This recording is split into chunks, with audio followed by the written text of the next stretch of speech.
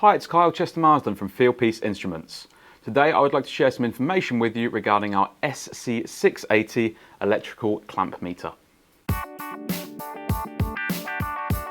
Now, did you know that the SC680 has the functionality to take a measurement of up to 600 volts and 600 amps?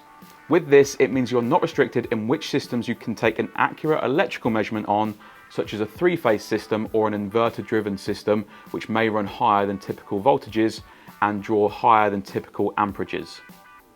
Now, these measurements can be viewed right on the large screen of the SC680 meter, or alternatively, you can connect the meter to our JobLink application on a mobile or tablet device and record and log the measurements from up to 300 meters away.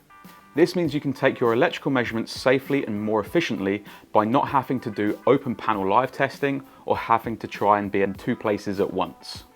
All by simply connecting to the device and looking at the measurement value of the tool but on the screen of your mobile or tablet. So thanks for watching and stay tuned for more great videos.